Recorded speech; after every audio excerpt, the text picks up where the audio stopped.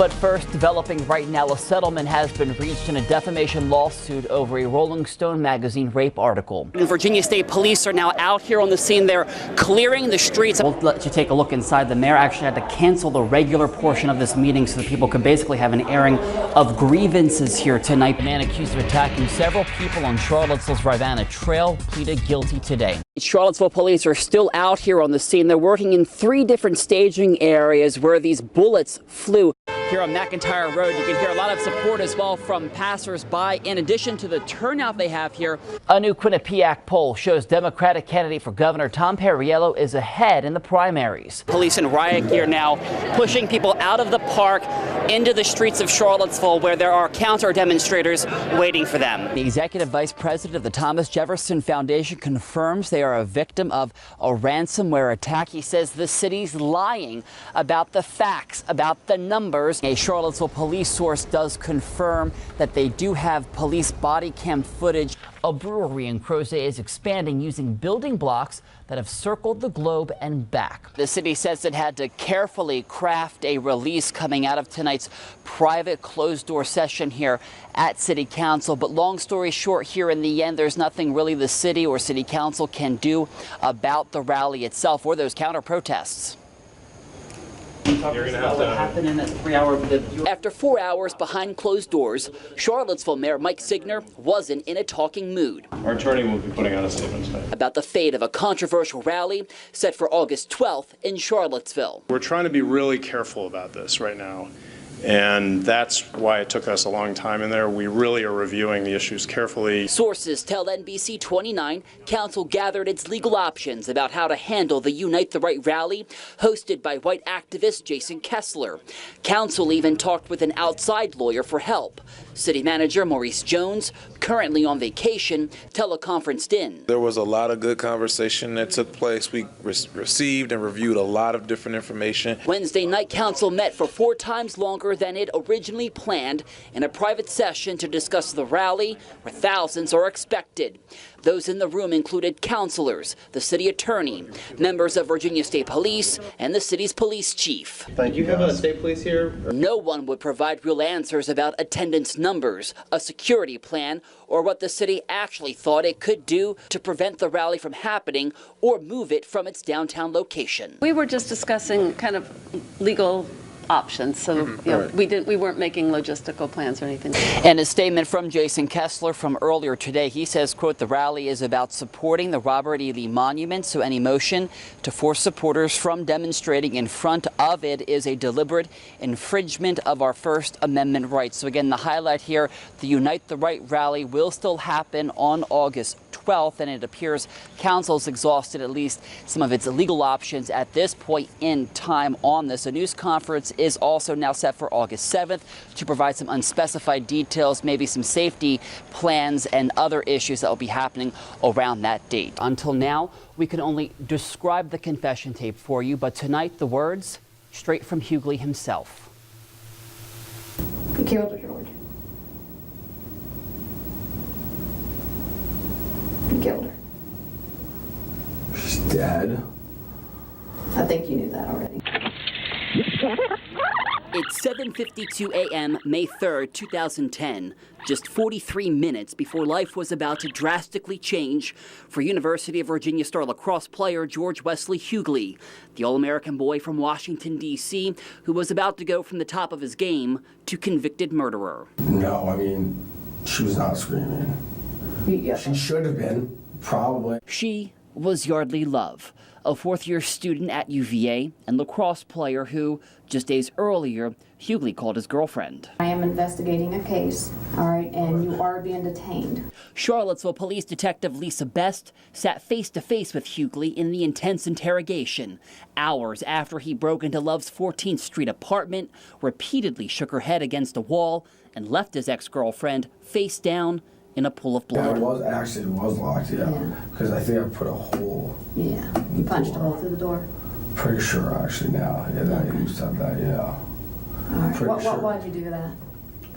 because I won't talk to her. Do you believe he just wanted to talk to her about their rocky relationship? I do believe his intention was to go there and talk to her at first. I think that with the alcohol and his temper, and once he got in there, I think once she told him that she didn't want to talk to him, I think that's when it escalated at that moment. Hours earlier, Hughley hit the links with his dad at Wintergreen. A full day of drinking gave way to dinner here at the CNO in downtown Charlottesville, and even more alcohol. What happened next? What happened next, and she just kept hitting her head against the wall while she was sitting on the bed, and I was like, and I grabbed her and I like shook her. I was like, stop, like we need to like, and looked at her. I was like, we need to like talk about this. And like, I mean, I was on holding her arms and stuff. In my view, the statement was of central importance. Did you choke her at one point? I may have grabbed her a little bit by the neck when we were like, but I never like strangled her. City prosecutor Dave Chapman secured the second-degree murder conviction against Hughley in 2012. During the trial, he played 63 minutes of the interrogation tape to the jury. On the one hand, was it premeditated? On the other hand, could you see in the interview that the suspect was surprised? NBC 29 legal analyst Lloyd Snook says the confession wasn't Hughley's only issue at his trial. He could perfectly well have defended the case if the pictures weren't awful, if the medical injuries weren't awful. Ian Glumsky was on the jury that convicted Hughley. He declined to be re-interviewed about the tape, but says he hasn't wavered on what he said after the trial. When things start off, he's basically a bad boy with his hand caught in the cookie jar. I mean, I'm in here for assault charge. And then when they tell him that Yardley's dead, there's a very big change in his demeanor. I want to see her. George, look at me. George. She is dead. He would have had to been a fantastic actor to pull off the emotional responses that he did. How is she dead? I found it very believable. Oh, no, I didn't know. Why didn't you know? Why? She's not dead. She's not dead. But seeing a live person suffering. And it didn't get out of control. She's not dead. She's not dead. She's not dead. There's no way she's dead. There's no way. I didn't do it. No way. No way. That convinced me that he really had no idea, first off, that at that point that she was dead, and that kind of therefore means he didn't go over there with the intention to kill her. 22-year-old. 22. And her life is done. Oh my God. Kill me. It was very sad. You know, Yardley's life was taken away from her, and then George making a very stupid decision. Fast forward, just 2 weeks after this interrogation, Hughley, a fourth year, would have graduated from UVA and begin his career in real estate at a firm in Washington, D.C. A promising dream turned nightmare in the blink of an eye. I did.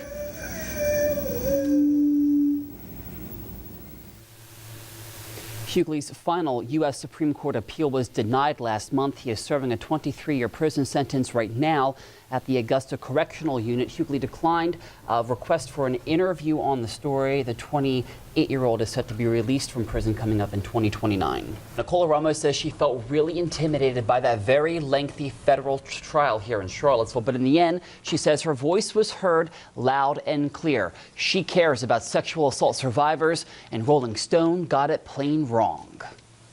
It was vindicating. Nicole Ramo reflects on some of the darkest days of her life. To say that, you know, I was wronged in some way, it felt really good in the end. But it was a very difficult process to get there. That difficult process for her own justice started last October, 2 years after the former University of Virginia associate dean was portrayed as indifferent to allegations of gang rape on grounds in a 2014 Rolling Stone article, a 9,000-word account of a brutal attack on a student named Jackie, a story that was later retracted by the magazine and debunked.